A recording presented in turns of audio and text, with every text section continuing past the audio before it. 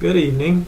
My name is Glenn Richard Wicker, and I am the proud husband of Pamela Stones Wicker. I also have 6 lovely daughters. And this show is for them, to let them know, and their children, a little bit about their father and grandfather, and some details about my flying career that they might not have ever known, even living with me during much of this time. So let's get started. I was born on July 1st, 1955 in San Antonio, Texas to Ben Richard Wicker and Rhea Mae Clodfelder Wicker. I am the oldest son of a brood of 9 children with one older sister, Rhea Jo Wicker. She is, we are followed actually by several other brothers and sisters, but you can find out who they are in the family search research on the web. Anyway, I wanted to tell you a little bit about my flying career because it has been such a big part of my life and such an enjoyable part of my life. I've always loved to fly, and that's probably because my dad, who was a career aviator, took me up to fly when I was young several times. And I always just thought it was so beautiful and so neat to be able to get somewhere quickly and with such beauty. So I fell in love with aviation at an early age and decided at the age of 12 that I wanted to be a pilot when I grew up. So before I get to the story that's depicted right here with the U-2, which was really the peak of my flying career, let me tell you a little bit about how I got there. So I'm going to introduce myself. I'm wearing my uniform tonight because I achieved the rank of Colonel, or 06, which is the 6th level of officer ranks in the United States Air Force. I had a 25-year career in the Air Force and have since been working for 8 years as the head of the Air Force Junior ROTC program at Dixie High School in St. George, Utah. I was born in 1955, as I said, and I began my career in the Air Force in 1980. But even prior to that, I'll give you a little bit of background here. I grew up in Kaysville, Utah, which is just north of Salt Lake City.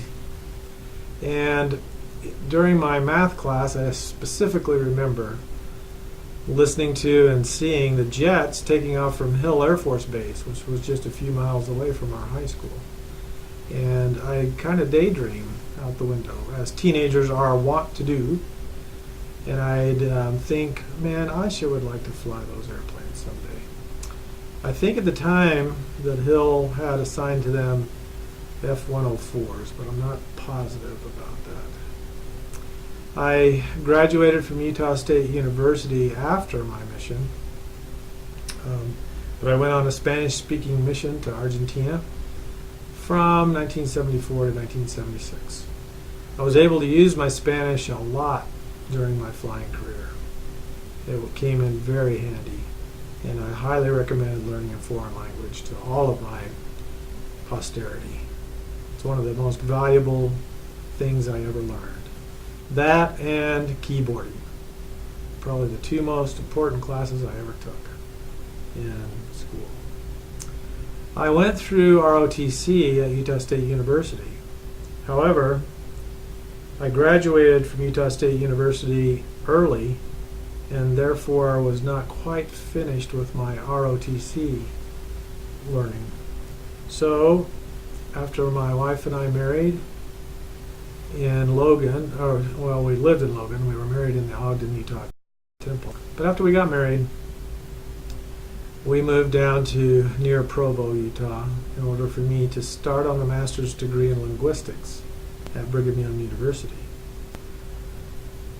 and so that I could finish my ROTC training there. I was commissioned as a second lieutenant in the United States Air Force on April 17th of 1980, and which was just a few months before our first daughters were born. I did not, however, enter active duty until October of that year. So after my commissioning, we spent several months there in the Provo area trying to eke out a living. I had several jobs during that time, driving buses and also doing land care at the Provo Cemetery, which was a very difficult job, but I lost some weight doing it, so it was good that way. One of the early things that bring my wife Pam and I together in aviation is, I think it was our second date, I asked my dad to take us up in a little airplane out of Ogden Airport so that I could share with her my love of flying. Well, I sat in the co-pilot seat and Dad flew the airplane. I was not yet a pilot and knew very little about piloting, but just what Dad was teaching me. And my mother and my date, Pam, were sitting in the back seat. Well, Dad was showing me a little bit about what training in an airplane was all about, and so one of the maneuvers that you learn to do very quickly is called a simulated engine failure. And the purpose of this exercise is to show you that the airplane can easily be landed without propulsion, and that there's no need to get too upset if you lose the engine, because all you have to do is find a fairly flat spot to land in and you'll be fine. So Dad pulled the throttle to idle and leaned over to me and said, "Okay, son, you just lost your engine." Well, we had previously discussed that this was a simulated engine failure, and he had told me what I needed to do.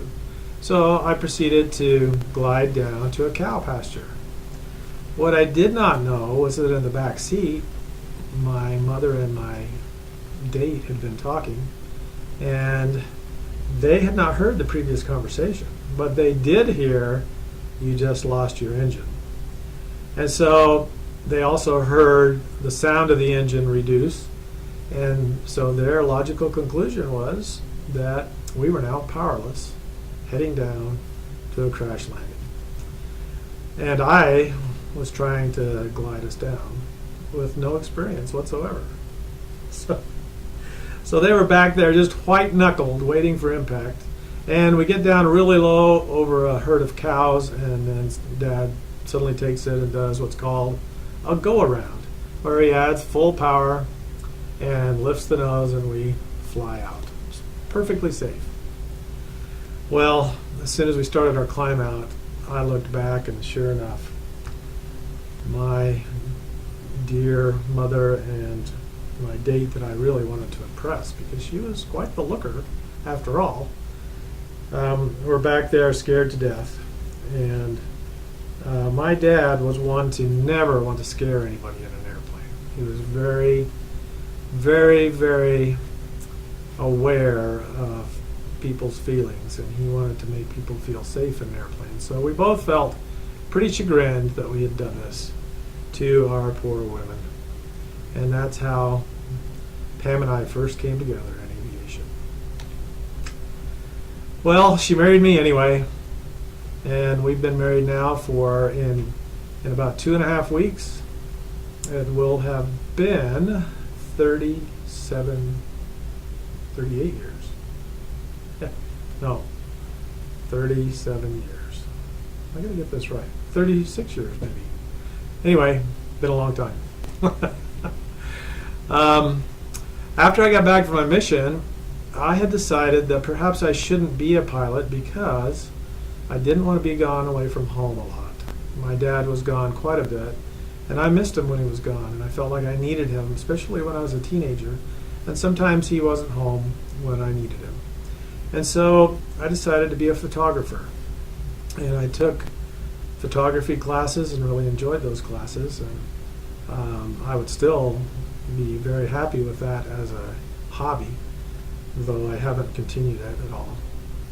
And I had determined that that's what I was going to be. However, my mission president, John Harris, got home from his mission a year after I did, or maybe 2 years later, and he called me down to his house in Salt Lake City to have an interview with me. And I thought that was really strange because First of all, he was no longer my ecclesiastical leader, but secondly, I didn't know why he wanted to talk to me. So he has a very unique style, and he says, Elder Wicker, now what are you going to do for a career?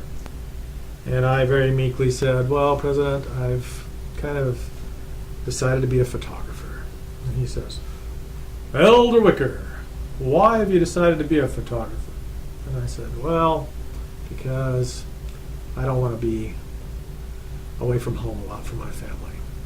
And he says, Elder Wicker, I thought you wanted to be a pilot. And I said, well, I did, but that's what I'd really love to do, but I have some concerns about that. And he says, Elder Wicker, I'd like you to go home and pray about it. And so I did, and I got a distinct answer while praying about it that I could both be a pilot and be at home and not have to go on long temporary duties, which are called TDYs. So I went and talked to Pam about it, and I asked her what she thought about joining the Air Force. And actually, I think this was just prior to us getting married. And she was okay with it. She was born and raised in Logan and had never been away much except for her mission, which she served in the Ohio mission and part of West Virginia. Anyway, we finally decided to go for it.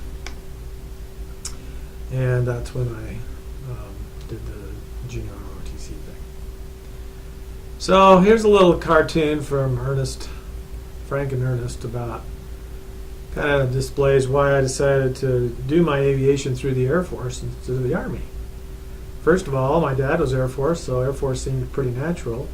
Secondly, pilots fly in the air, so Air Force seemed pretty natural. And thirdly, I've never been much of a fighter. So I thought rather than go the Army route and fly helicopters, which is mainly what they fly, which really don't fly, and you should know this, that helicopters just beat the air into submission. They don't really fly. And so rather than fight, I decided to flight was the right answer and went the Air Force route. The first airplane I got to fly was part of an ROTC program called the FIP, or Flight Introduction Program. And the purpose of the Flight Introduction Program was to take new pilots, or prospective pilots, give them 20 hours in a small aircraft to determine whether they had the capacity to learn how to fly safely. And if within 20 hours you were unable to show the type of progress that they expected, then you would not be admitted into the Air Force flight training program. So I went down to the Ogden-Hinckley Airport there in Ogden, Utah. Drove down there from Logan for each of these flights. I do not remember who my instructor was, but he was there at the airport, and this is the airplane that I flew, the Piper Tomahawk. As you can see, it's a side-by-side seat so that the instructor has access right to the student, and I learned how to fly this. I remember the first time he demonstrated a spin. It was wild, really, really wild. In a spin, you get into a full stall, and one side of the airplane just drops off and points straight at the ground, and then starts rotating like this. And all you see is ground in your windscreen rotating. And they're easily recoverable as long as you have enough altitude. However, it will really get your heart going. So spins are not part of training anymore in small aircraft, but at the time they were a required part of training, and I did definitely get an eyeful of that. But I soloed in the Piper Tomahawk and passed the FIP training very successfully and was deemed eligible to continue to go into Air Force pilot training. So I only got 20 hours in that program, but it was well worth it. A lot of fun over the Salt Lake. As I said, we started pilot training in October of 1980. we moved down with our two new twins, Cami and Tara, who were born on July 19th, 1980. Just a couple of months before we moved down to Chandler, Arizona, to Williams Air Force Base. Williams Air Force Base no longer exists. It was closed many years ago. However, the airport there is still there, and it's run as a commercial airport now. Very nice runway. The first 6 months of Air Force pilot training back then were done in the T-37, this airplane here, which is also called the Tweety Bird, or the 10,000-pound dog whistle. The reason it's called that is because it's such a noisy airplane. You could really lose your hearing. It's a jet made by Cessna Aircraft Corporation, and I really learned to hate this airplane. And it wasn't so bad of an airplane, but the problem was that the training was so intense that I got so nervous and so uptight during my 6 months of training in this aircraft. I actually barely made it through training in the T-37 because my first instructor in the T-37 was a yeller. In other words, he was not happy to be there as an instructor.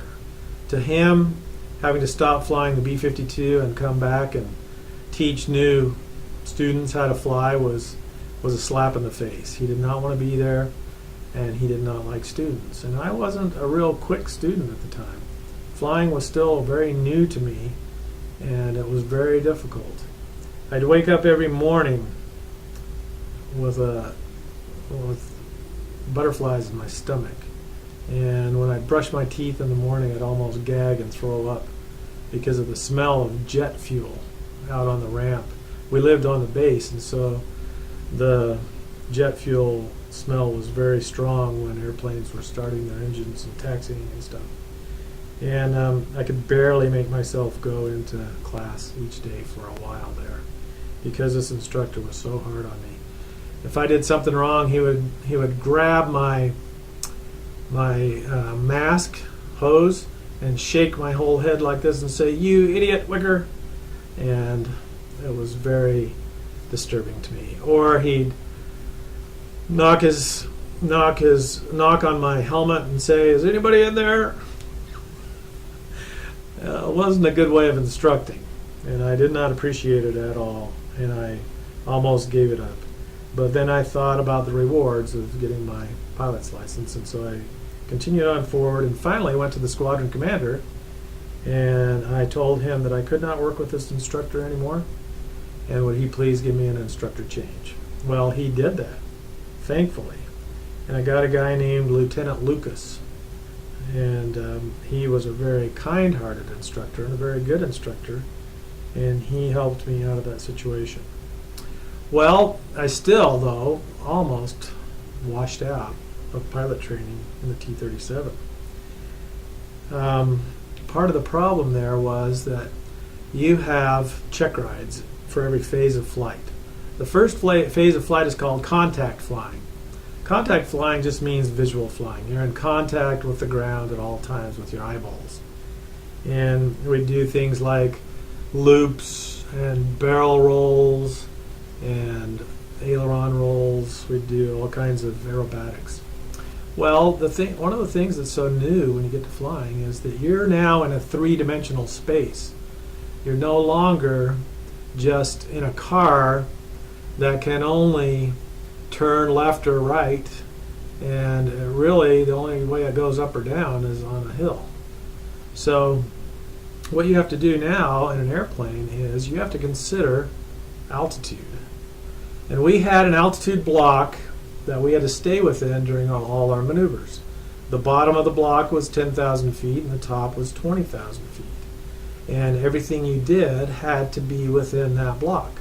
But we also had lateral boundaries to stay within because there was traffic to Sky Harbor International Airport at Phoenix that went right alongside our work area, which is called a military operating area, or MOA. And if we went outside the lateral boundaries, we could easily run into a passenger airline. So it was very important that we stayed within the boundaries.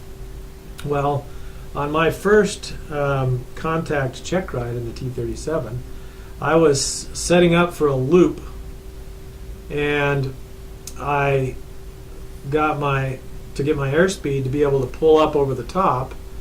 I had to put my nose down to gain some airspeed and full power, and I went down to about 9,750 feet.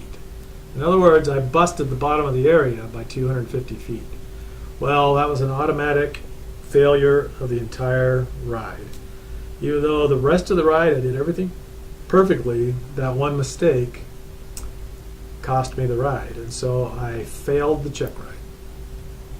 Well, that means that you have to go to what's called an initial progress check. You do another flight or two with your instructor to make sure that you're instructed on the areas that you failed in. And I did well on those 2 refresher rides. And then I went up for the initial progress check, or IPC. In this initial progress check, I did very well. So I had, I passed that first thing, and I went, whew, made it. Well, the next phase of flight is the second phase of contact, where the maneuvers are more difficult. On this flight, I did so well. I was so happy with myself, and I was coming back into the pattern to do a landing.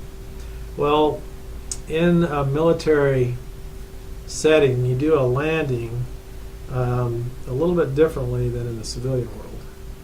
And so what you have is you fly down the runway. You fly down the runway at about 1,000 feet above the runway, and then you get over the middle part of the field and you do what's called a break. You come around at a level turn, head the opposite direction, parallel to the runway, and then set up for your final turn where you come around and land on the runway. Well, when you're coming up initial at 1,000 feet down the runway, you always look out ahead of you and to the left to see if there's any other airplanes coming. Well, it was a sunny day. The sun was right in my eyes, and I didn't see that there was an airplane right here. And so I started to pitch into him, and the instructor had to take the aircraft to keep us from hitting the other airplane. Well, as you can guess, I failed that check ride. Well, once you fail a second time, then you only get one more chance, and that is to go to a final progress check, which is called an FPC. Well, as you can imagine, going to an FPC is a heck of a lot of weight on your shoulders, on your head too, because if you fail the FPC, you're out. You're out of the pilot training program, and everything is on the table. Well, as you can imagine, the morning of my FPC, I was so nervous that I could hardly even stand up straight. I knew I wasn't going to be able to make it because I was just too nervous. And of course, if you go into a check ride that nervous, you're bound to make mistakes.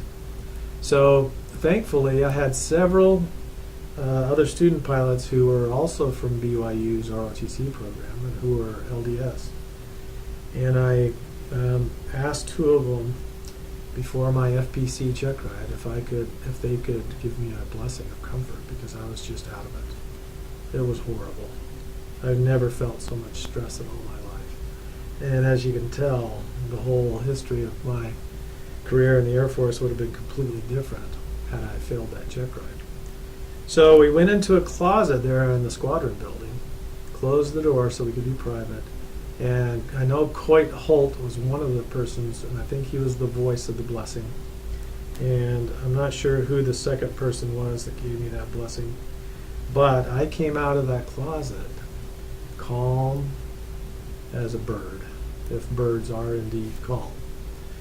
And I gained confidence in that few minutes that I was in there, And I came out and approached that check ride with full confidence of heart. And I'll tell you that I have a strong testimony of the blessings of the priesthood. It really made a difference. I went up and I did that check ride perfectly. I didn't make a single mistake. And thankfully, that allowed me to graduate through the first 6-month phase of pilot training. And I was able to go on to what became my favorite airplane. I'm going to come back to that slide in a minute. So this is my favorite airplane. It's the second 6 months of pilot training. It's called the T-38 Talon. And it is a supersonic jet trainer. And instead of having side-by-side seating, it has what's called tandem seating, where the instructor is in the back and the student is in the front for most phases of flight. And the instructor can't get a hold of you. He can't grab your mask and shake your head, nor can he pound on your helmet and ask you if anybody's home. He is separated from you by a glass wall back here. Good stuff. Anyway, in the T-38, I blossomed like a rose because it was a lot easier plane to fly. I had more experience. I was a lot more confident, and I had a great instructor, Lieutenant Fichtner, F-I-E-C-H-T-N-E-R, was my instructor in the T-38, and he was great. He was a tobacco-chewing, rude-mouthed, woman chaser, but he was a great flight instructor.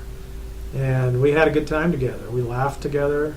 If I made a mistake, he'd laugh about it, and that was my kind of instructor because I could live with laughter. My dad used to laugh at me when I made mistakes, so I knew how to take that. I did not know how to take somebody yelling at me and calling me an idiot.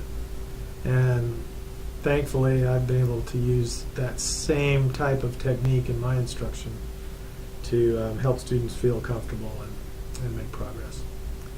The T-38 was a fun airplane. I got to fly supersonic in it once. Mach is the word that means the speed of sound. Each student gets one supersonic flight in this phase of training. So I got to go 1.2 Mach, which is 1.2 times the speed of sound. And that was a great opportunity in my life.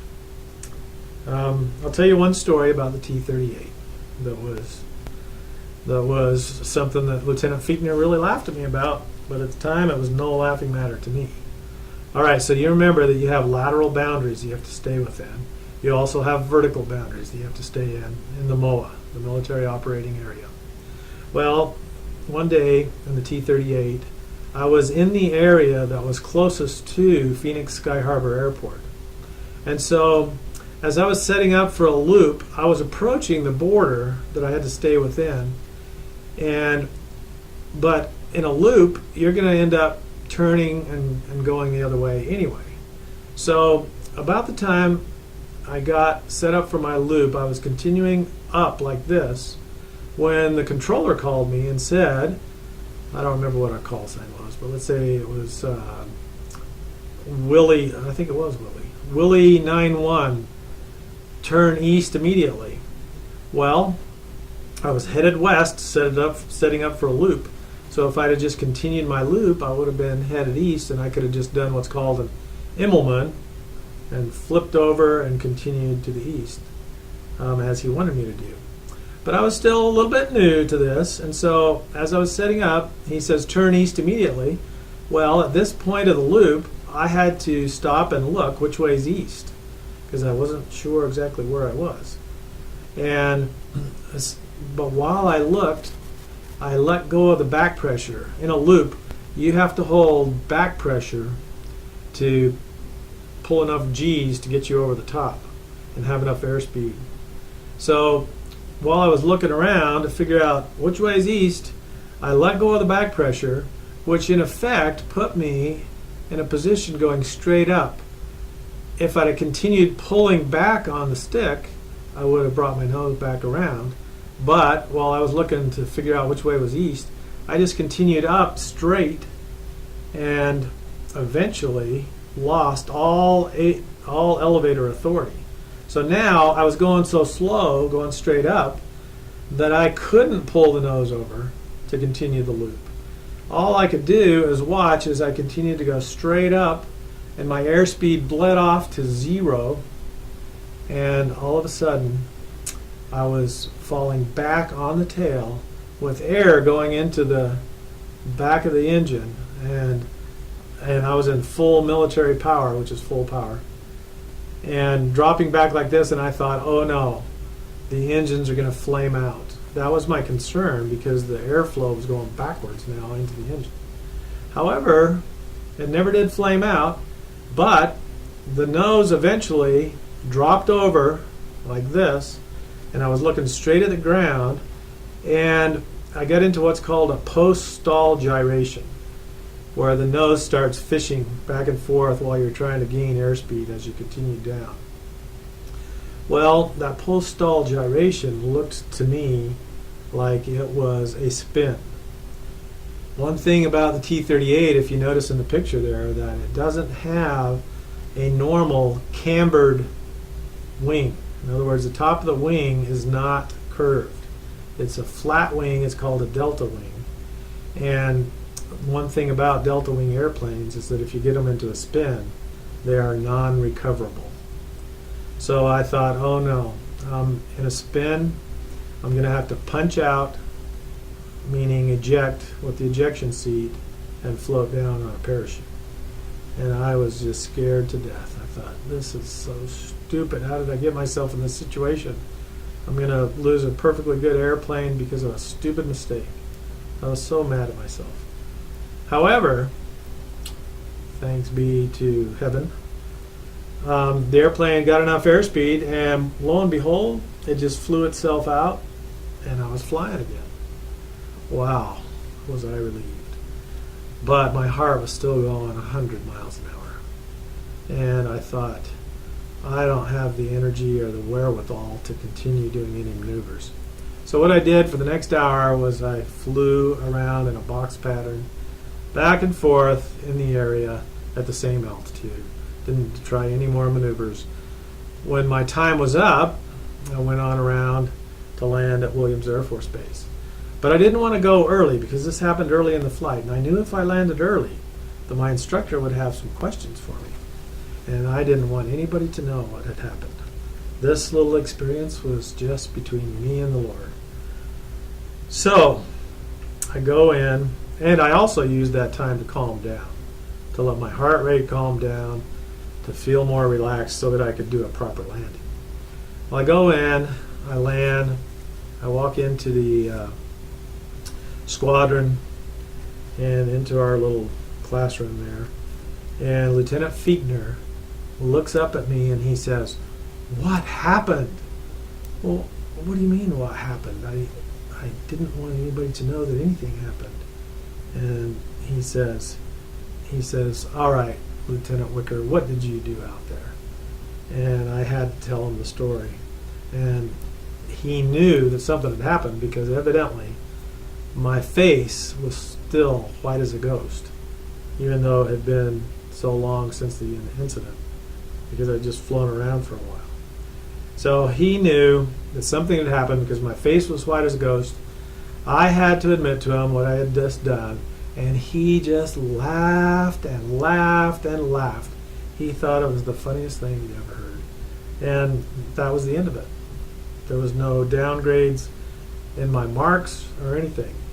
He knew that I had just learned a very valuable lesson about how to handle the airplane. So anyway, I really appreciated him for that. And later on in the T-38, we started flying formation. What you see on the screen here is a 2-ship formation with 2 airplanes. We later did 4-ship formations with 4 airplanes, which is similar to what you see the Thunderbirds, which is the U.S. Air Force jet demonstration flying team, or the Blue Angels, the Navy demonstration flying team, or the red, what are they called? The Canadian one. Red Arrows? No. Anyway, I can't remember theirs. But anyway, Four-ship formation is a lot of fun, takes a heck of a lot of skill. If you ever think when you're watching the Thunderbirds or the Blue Angels that it looks easy, and they make it look so easy staying in fingertip formation like this. Well, what's actually happening is that number 2 airplane here, he's got one hand on the stick and the other hand on the throttle, and he's making thousands of micro changes and adjustments all the time to the airplane in order to stay in exact position here. It's a lot of hard work. After an hour of doing that, you come home pretty drenched in sweat. But I was a very good formation pilot, and I got some real kudos from that. At the end of flight training, before you get your assignment in the Air Force and which airplane you're going to fly for an assignment and which base you're going to go to, they divide you into 2 categories.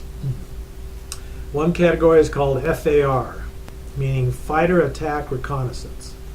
That's for the top half of the class that they feel have developed aviation judgment skills sufficient to fly solo. In other words, fighters don't have co-pilots. And so they put the top half of the class as FAR qualified, and then the other half of the class are called bomber tanker qualified, and they will go fly with a crew so that they've got a pilot and a co-pilot together all the time. Well, I was FAR qualified, and so that gave me the option to choose to whether I wanted to stay on as a what's called a first assignment instructor pilot, a FAIP, FAIP. Well, in those days, being an instructor pilot was not considered very glamorous. Most people wanted to get out and fly the real important fighters like the F-16 and the F-15 and all those.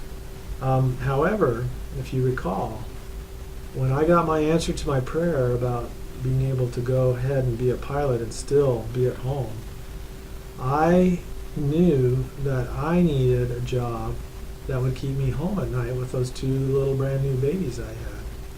And so I was the only one in my class who volunteered to stay on as an instructor pilot. And because of that, I got to choose whether I was going to be an instructor in the T-37, which airplane I hated, or the T-38, which airplane I loved, and which to this day is still my favorite airplane of any airplane I've flown. So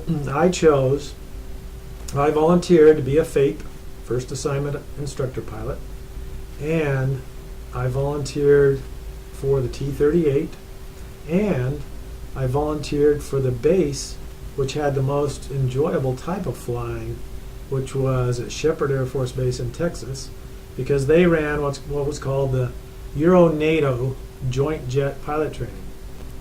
At that time, NATO only had 12 nations in its membership, whereas today NATO has greatly expanded. But because it was a NATO training base, we didn't have to do a lot of our flying in simulators like all the other undergraduate pilot training bases did. So I thought it'd be fun to go to Sheppard because I'd get more actual flying, and not so much simulator time. And I got exactly what I asked for, and we graduated from pilot training in October of 1981 because it's a 1-year program, 6 months in the T-37, followed by 6 months in the T-38. I received my first set of wings in October of 1981. However, the assignment at Sheppard wasn't due to start till December. So I stayed on there at Williams as in a casual status, and I went out every morning and drove a truck down the runway to make sure there was no foreign object damage material on the runway for the morning takeoffs. And then in December, we got into a U-Haul truck, put our 2 little baby girls in there, and we drove from the Phoenix, Arizona area to Wichita Falls, Texas. which was our first assignment as a real pilot. Very, very exciting. As we drove into Wichita Falls, Texas, right off the freeway to the right, I saw the VOR, which is a navigational aid that sends out radio signals to tell pilots where they are. And I had one of those biggest deja vu experiences of my life. And I knew that we were where we were supposed to be. And even now, as I'm saying that, I'm just awash with the Spirit telling me that we were supposed to be at Sheppard Air Force Base for those 4 years that we were there. And even though Sheppard Air Force Base is not a very beautiful place, the weather isn't great, it's in Tornado Alley, there's not a whole lot of real, what you would call, beauty moving from Utah and, to Sheppard. But I'll tell you what was there were great people that were full of love, and people that we needed to learn from and grow with. So, Sheppard Air Force Base in December of 1981 is where we landed. And that was the longest place we ever lived, the longest assignment we ever had in the Air Force, and it was 4 years. And during that time, I was an instructor to German students, Danish students, Norwegian students. I had a Portuguese instructor, pilot, compadre. We had all the NATO nations there. Oh, and also I had a Nigerian, Abu. He was funny. So I instructed in the T-38 there. Had a great time. While we were there, our two little twins grew up a little bit, and during those 4 years, we added 2 more little girls to our family. First, Jamie Ann came along in April of 1983, and then little Allison came along in January of 1985. And they were both born at the hospital right there on Williams Air Force Base. We lived in the Cape Hart housing area, just across the street, across the highway from the hospital. And we lived at 207 Polaris Avenue. I still remember the address. So if you ever want to go back there and visit, you can see where we lived in the Cape Hart housing area on 207 Polaris. Well, partway through that time at Sheppard Air Force Base, I was called to be the Elders Quorum President of our ward, and I only served as the Elders Quorum President for a short time until they called me as the Bishop of the ward. Well, as you can imagine, as a young 27-year-old, I was pretty overwhelmed with the idea of being the bishop. And it was a very quick learning experience under the stake president, H. Deloyd Bailey. But I learned a lot, and I had a lot of opportunity to serve alongside Pam. And I think we had some of the best missionary experiences ever while we were there. So it was a wonderful, wonderful experience, wonderful place to be. And there are lots more things to say about that, but we must move on. I think they only gave me a 1 hour time limit in here, so I'm not going to get through all these slides. I'll have to do a second session. Okay, I'm going to go back to this slide, the Nomex flight suit. My girls have seen me wear this suit all my life, and so they're very familiar with what it looks like, but I'm not sure I ever told them the story of why we wear the flight suit. Well, Nomex is a type of material that's treated with a fire-resistant treating, and the purpose of this Nomex flight suit is so that if you ever get into a fire in the cockpit, the suit itself will help protect your skin. So we also wore Nomex gloves, and the end of the sleeve of the flight suit had a Velcro thing that you could tighten around the outside of the glove so that no part of your skin showed. So basically, with the flying boots, the Nomex flight suit, the gloves, your whole body is protected, or at least fire resistant. Not fire retardant, but just resistant. And the only thing that's exposed is your neck, because you've got a helmet on as well to protect your head. So the only place you'd really be burned badly would be across here. Anyway, there are a few other little things about the Nomex flight suit that maybe you aren't aware of. One is that we wore name tags and wings and ranks, well, not ranks, but name tags and wings especially, and squadron patches on our shoulders that are all on Velcro that can be ripped off easily. The reason for that is so that if you ever went down in enemy territory, you could get rid of all markings that showed what squadron you were from, what airplane you flew, and all that. Because in a prisoner of war situation, all you're required to give are name, rank, and serial number. So our ranks were actually sewn on our flight suits, but our wings and our squadron patches were on Velcro, so we could rip them off if we landed in enemy territory, bury them in the dirt. So that's that. We also had a little pocket.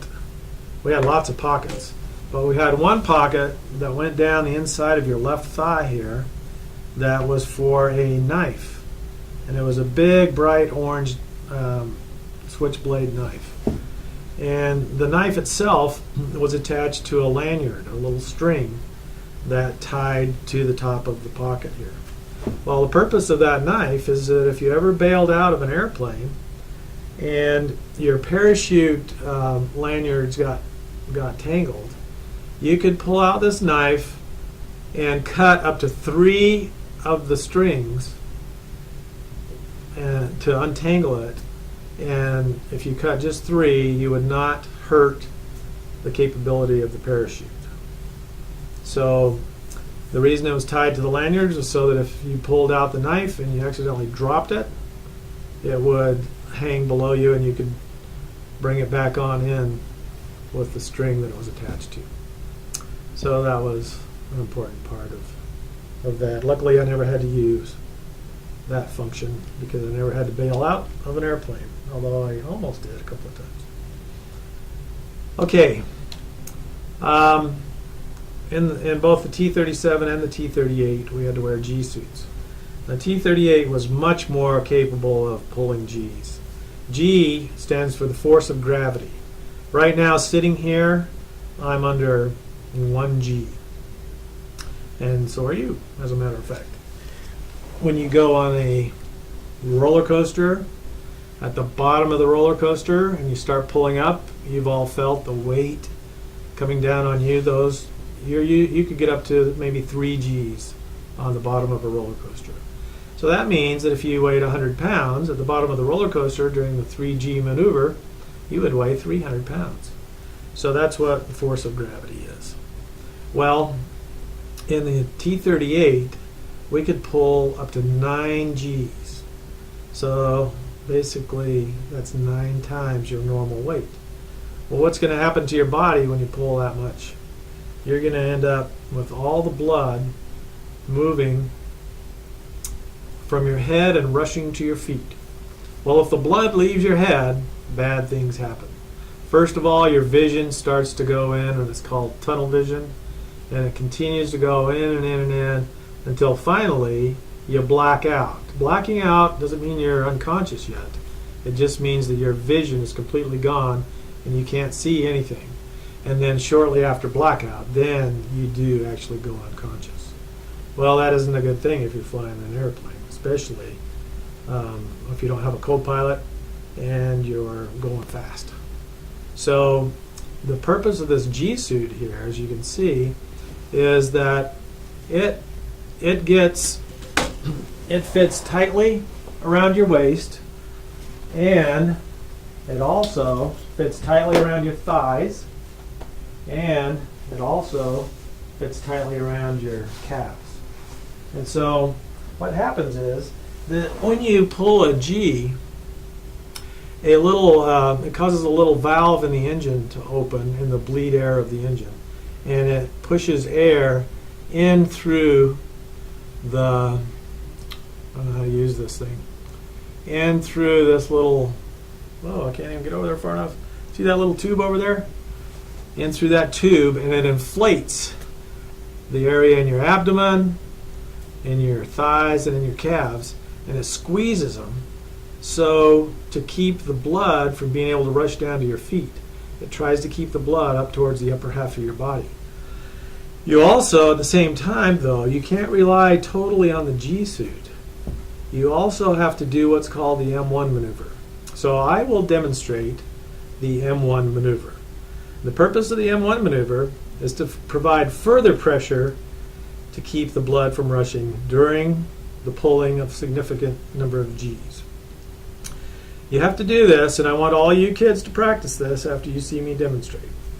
You have to do this with a slight opening of your airway, and so the air has to be able to pass through your mouth. So what you do is you, as the onset of G's is happening, then the air starts filling up the bladders in the G suit to squeeze you. You also squeeze yourself by going,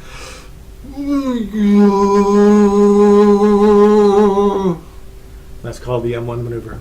Now, would you please all take a moment, pause this recording, and try the M1 maneuver. And please do not be embarrassed, because it is for your own safety. Thank you.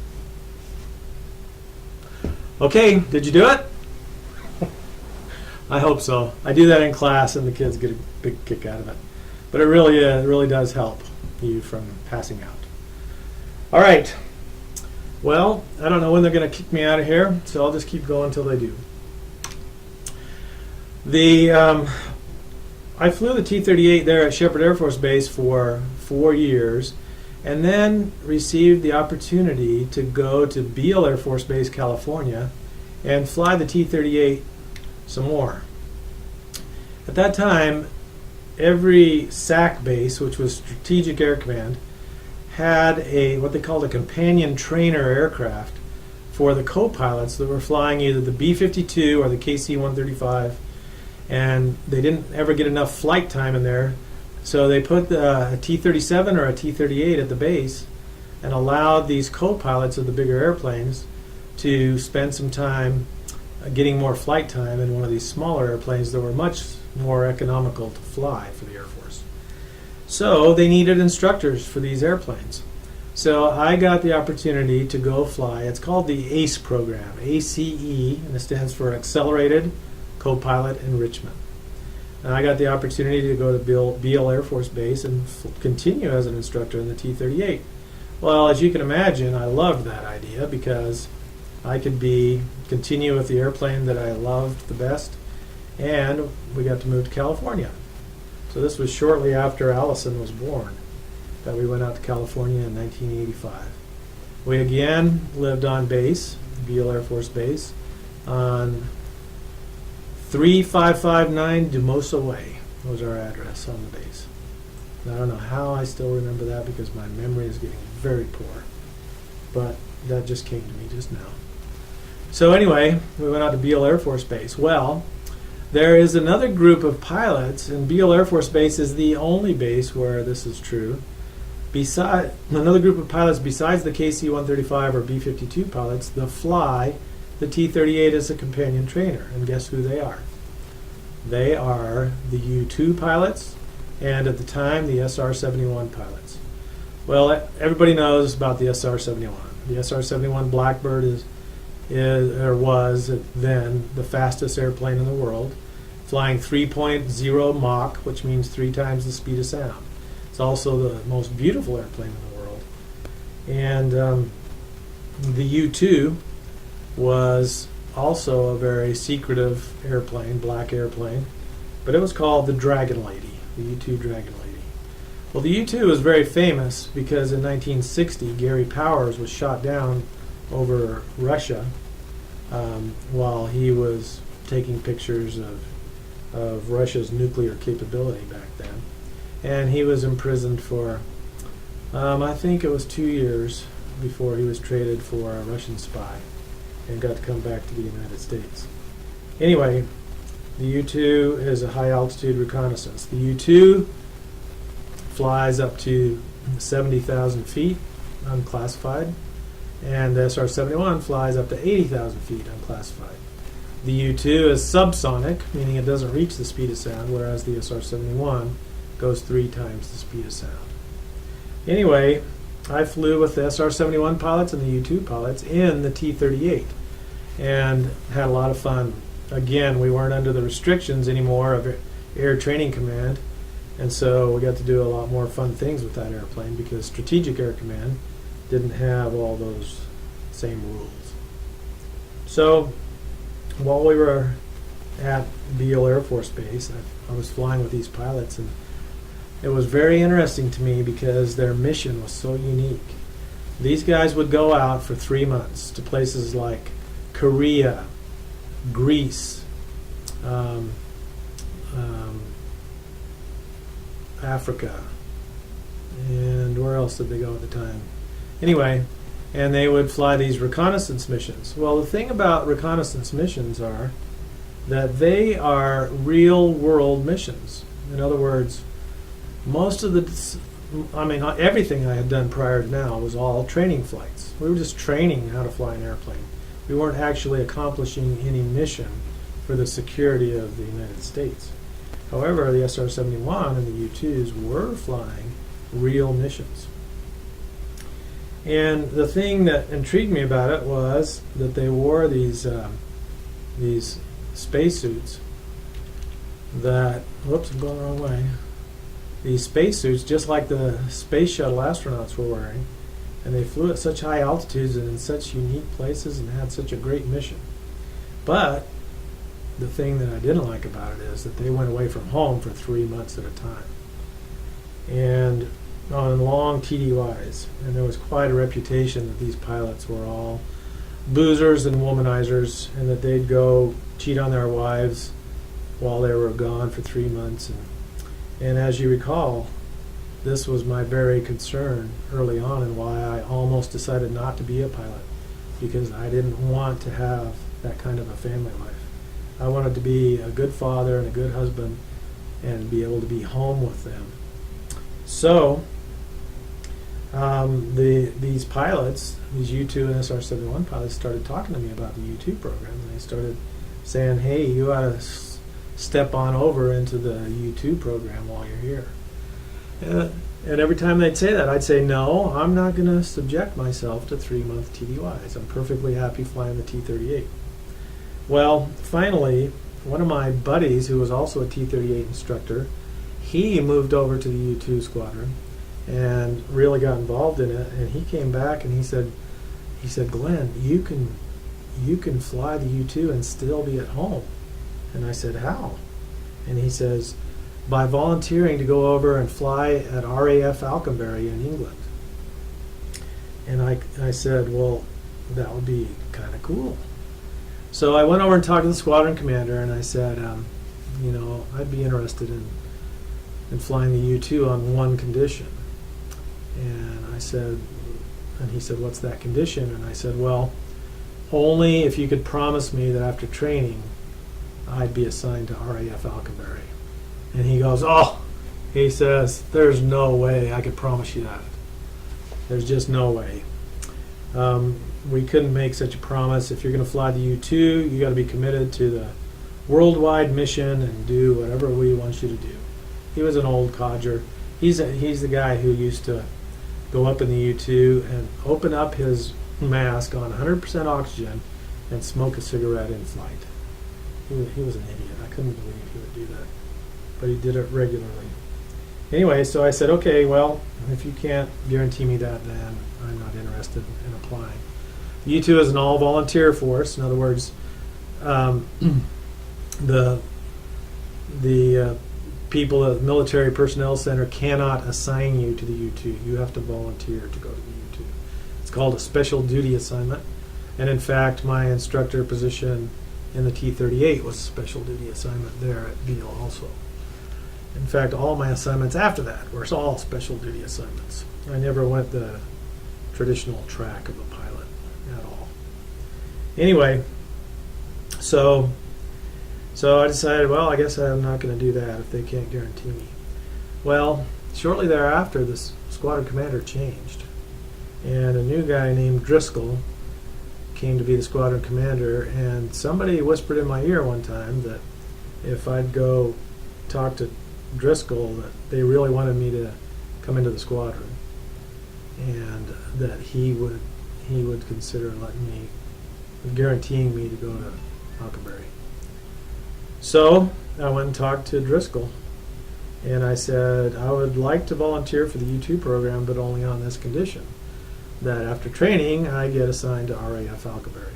Because the reason RAF Huckleberry was different is because they did not do the 3-month TDY thing. Their mission was called PARPRO, Peacetime Aerial Reconnaissance Program. And what they did was they flew along the border between East and West Germany, and they just flew that peacetime reconnaissance program, and they didn't have to have a TDY station because they had a permanent base there in England, and you could easily fly across the English Channel, fly this mission, fly back to RAF Falconberry. RAF, by the way, stands for Royal Air Force. It's the British Air Force. And then I could be home every night after flying a real mission. So Major Driscoll, or Lieutenant Colonel, I can't remember what his rank was, said, yeah, we'll guarantee you. So in order to get into the U2 program, you had to go through a series of 3 rides to determine whether you'd be able to get on a learning curve to be able to land this airplane. It's a very squirrely airplane. Let me see if this next slide shows. I'll get back to that in a minute. Okay, so the U-2 is the only airplane in the Air Force inventory that has what's called a bicycle landing gear. A bicycle landing gear means it's like a bicycle. It has a front landing gear and a back landing gear, and when you land, you continue to balance it like a bicycle using the ailerons as you go down the runway. It also is the only Air Force airplane that has a tail wheel. In other words, most airplanes are tricycle landing gears. They have 2 main gears and then a nose gear. Well, the U-2 has a bicycle landing gear with a tail wheel for steering instead of a nose wheel for steering. And tail wheels are notoriously more difficult to handle. So they put you on these 3 rides, and they determine whether you have the capacity to learn how to land the thing. Well, I did so well on my first 2 flights that they told me I didn't need a 3rd ride, and instead they gave my 3rd ride to my T-38 commander, Bob Hogan? No, not Hogan. Hobart. Bob Hobart.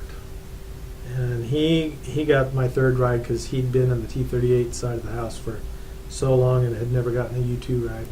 So because I did so well on my first 2 rides, they gave him my 3rd ride. Well, they also, as part of this plan, put you into the spacesuit. And I think I showed you the spacesuit there a little bit. Well, the purpose of getting you into the spacesuit is to see if you're claustrophobic. Well, believe it or not, I almost didn't get into the program, not because I was claustrophobic at all. I had no problem with that at all. But because the biggest helmet they had was not quite big enough for my head, and I couldn't get the thing on. I have a really big head, in case you didn't notice. So what I had to do was I finally figured out they were just about to call it off completely. And I said, no, wait a minute, let me play with it for a minute. I pulled it down halfway, turned my head, and then pulled it down the rest of the way, and then I could bring my head back. And I figured out how to do that, and so they allowed me to continue in the training program. But that's how I had to put that helmet on every single time I flew, because my head was too big for the neck of the helmet. So anyway, I got the job. I had to let's see.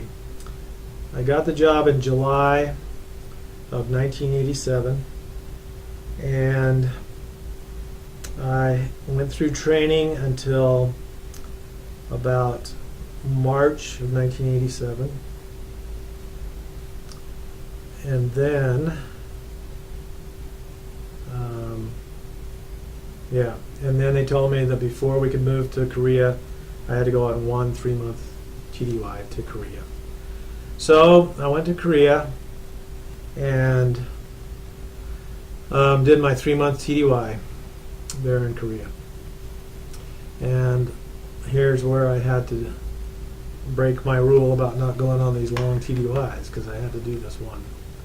Anyway, while I was over in Korea, I had a great experience of, on my second operational sortie, I had a flame out at 70,000 feet over Korea and had to glide down to a South Korean air base to recover the airplane.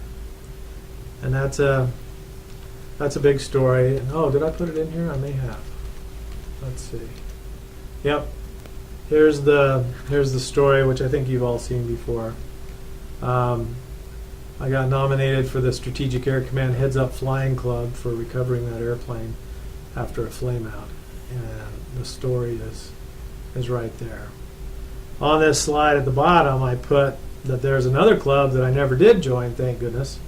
And this club was a plaque on the squadron wall that had the names of those who had been incontinent in the suit. So if you don't know what that means, it basically means they were unable to keep from going number 2 in the suit. We did long flights. My longest flight was a 12-hour flight. That is a long time to be sitting in a chair. You can't get up and walk around. You can't do anything. So we were hooked up so that we could go number 1 in the suit, and it was collected in a pan underneath the seat in this big container through tubing. But there was no way to do the number 2 job. So you can imagine how difficult that would be. And because of that, what they did was they provided us, before every high flight, every real operational sortie, they provided us with what's called a high fiber, low residue diet, high protein, low residue diet. So we'd go in the mornings, 2 hours before takeoff time. We'd sit down, they'd fix us steak and eggs for breakfast, because that was supposed to be high protein, low residue, so that we hopefully wouldn't have to go number 2 once we were airborne. Well, it usually worked, but sometimes it was really hard, and some guys didn't make it. And so they got their name put up on the plaque in the wall, and I can't tell you the header on the top of the plaque, but I'll use my own terminology. And it was called the Astro Poopers Club. And you did not want your name on that plaque. And thankfully, I never got my name on that plaque. But there were several names on there. So, anyway, that's the story there. Okay, let me go back to here. Because you're flying so high, we fly above what's called Armstrong's line, which starts at about 50,000 feet above the ground. Now remember that half of the atmosphere of the Earth is contained below 18,000 feet. So in other words, you've already used up half of the atmosphere once you've gone above 18,000 feet. Your airliners are flying at about 35,000 feet. 50,000 feet is called Armstrong's line. Well, it's illegal to fly above Armstrong's line without a full pressure suit, because if you were to be above this line and suddenly lose cabin pressurization, your blood gases would come out of solution and you'd instantly die. And you guys have all experienced this before, because that's exactly what's happening when you open a can of pop. You've got gases within the liquid of the pop, and those gases are being held in solution by the pressure inside the can. When you pop the top and release that pressure, all of a sudden there's no longer enough atmospheric pressure to keep those gases in solution, and so they come out of solution and bubble. Well, that's exactly what would happen to your blood if you were to be above Armstrong's line here and have no cabin pressurization. So you have to wear the suit, because what happens is when you're on the ground here, when you're on the ground here, they fill your suit up with air that's at ground level pressure. And so that air then becomes trapped between your body and the suit lining. So that now if you go up and you're under pressure of the cabin pressure, your suit is just normal, just sits on you loosely. However, as happened to me on my second operational sortie in Korea, we lost the engine, and so we also lost cabin pressurization. Now I have no pressure that's keeping this suit on me, and the higher pressure that's trapped between my body and the liner now expands because it has no countering pressure keeping it down, and the whole suit just blows up like a Michelin Man. And I think you've heard me talk about the Michelin Man effect. So when I had this big issue with losing my engine, I blew up like a Michelin Man, and I remember physically having to exert myself to reach up and get the checklist to go through the emergency procedures, and also to get down on the yoke and fly the airplane. So thankfully that suit saved my life that time. The U-2, as I said, is a very difficult airplane to fly. We also, in order to keep from getting hypoxia, we had to pre-breathe 100% oxygen before every flight. And that was to get rid of all the nitrogen in our system, so that when we went up, we didn't get what's called the bends. And the bends are just gases that come out of solution in your joints. It could be your elbows, it could be your knees, and if those gases come out and get caught in your joints, it causes real pain. And I did feel a little bit of the bends one time, but not significantly. So we pre-breathe 100% oxygen. On a low flight, such as what's pictured here, you just breathe that oxygen through a mask.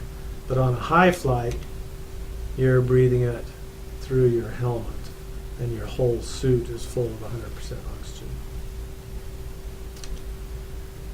Okay, there we are. So anyway, we go in 2 hours before the flight, eat that high protein, low residue diet, and then we get into our long underwear, which is what we wear underneath here. I was real worried when I first started flying that I couldn't wear my temple garment, and I was so I wrote the First Presidency and asked them if there was any way to modify a garment so that I could wear it with a pressure suit. And they sent word back through my bishop that I didn't need to worry about that I would be protected the same as if I were wearing the garment while I was using the pressure suit. And so I was very happy to learn that, and I felt much more comfortable after that. Oh, and you girls have all seen a video, I think, of me getting suited up in my pressure suit. That video does exist, and maybe I'll be able to add it to this video. I don't know. Okay, here's a picture of what it looks like at altitude. We're flying so high, basically twice as high as an airliner. And so you can start to see the distinction there between the atmosphere and space. You see the light blue and then the dark black. That's the line between the atmosphere and space. And it's very distinguishable up at that altitude. You can also, it doesn't look like he's quite as high as he could be here, but you can also start to barely see the curvature of the Earth start when we're at full altitude. So the U-2 is kind of unique from any other airplane because you never level off. You're in a climb the entire mission, until you're ready to start your descent back home. And so that's a unique aspect of it as well. While you're up there, especially for 9 or 12 hours, you're going to have to eat something. So all my daughters have had a chance to taste what's called tube food. Tube food is basically food that is put into a toothpaste-like tube with a probe on it that you can put into your helmet with a little one-way flap and get it through the flap into your mouth and then squeeze the tube to eat the food. The tube food, you usually warmed it. We had this little receptacle in the cockpit. You place the tube into the cockpit without the probe and then hit the heater switch on and time for 2 minutes. You didn't want to heat anything for longer than 2 minutes because if you did, the tube would explode all over the cockpit and you'd have, and that happened to me one time, and food particles would get all over your helmet and you'd have to find something to wipe it off so you can keep flying. Anyway, my favorite was beef stew for the entree and apple pie for dessert. And then we'd drink Gatorade or water to keep hydrated throughout the flight. And we were supposed to drink a lot of it, and it made you do the number one thing quite a bit. So I've been known to completely fill up one of the containers under the seat. In fact, I've been known to fill it up so much that it backed up the tube, and where the tube connects here at the yoke, to back it up so much that things started backfilling and spurting into the face. Not a good deal. No. So anyway, I've got several stories I could tell you about the U-2, but time doesn't allow for all of it. Here's what the U-2 does. It not only takes photographs with the cameras in the nose, and the cameras could be, I've flown wet cameras, just like a regular old film camera of old age, or electronic cameras. It could be radar cameras, it could be electrical, optical cameras, and all the cameras go in the nose of the airplane. Whereas the electronic listening equipment go in these pods right here. All right, now I told you that it's a bicycle landing gear. However, while you're taxiing out to the runway, they put in these temporary little pogos, they're called, and they hold the weight of the wing.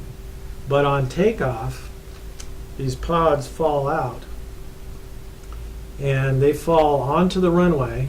They just boom, fall out onto the runway, and the ground crew comes and picks them up. When you land, you obviously don't have the pogos there, so that's what's so squirrely about landing. And you try and just keep the wings level while you come to a full stop, and then the heavy wing, where all the gas is, goes down to the ground, and the wingtips have titanium skids on them, so that if you do end up dragging a wing, you won't hurt it. We used to always, before descent, we would take the autopilot off for a minute and see which wing had more gas in it, and the heavy wing would go low, and then we'd transfer fuel to the other side until we could make it perfectly level. Because when we landed, the contest is between pilots to see if you can taxi all the way into the hangar without the pogos and without touching a wingtip to the ground. So that was the challenge. And we got pretty good at that, I must say. Oh, there's a good picture of the pogos. You can see that they're just little metal springs, basically, with wheels on them. And we had a U-2 chase car. Every flight you had a backup pilot. So you were both assigned for that day's flight. You were assigned as the primary pilot, he was assigned as the backup pilot. If you got sick, he could slide right into your position and fly the mission. However, if you were both there, he would follow you around in this car, and at the time I was flying, it was first El Caminos, Chevy El Caminos. You remember the little half pickup and half car? And then later on, it was the Mustangs, 5.0 liter Mustangs. Purpose of the chase car is that you're a single pilot at the end of a 9 or 12 hour mission doing the hardest part of the mission, which is landing the airplane. So the backup pilot would come behind you in the car. As you're landing, he would speed out, be on the radio, and tell you how high above the ground your main gear was, your main wheel, so that you could make a perfect landing. And he would tell you whether you needed a little left or right rudder to keep the airplane aligned with the runway. Because you're your most fatigued point doing the very hardest part of the mission. And so this just provides you some backup since there's nobody else in the cockpit with you. Those cars were pretty fun to drive, really fast, get up and go, 0 to 60, in a couple of 3 seconds, it seems like. So that's the purpose of the U2 chase car. All right.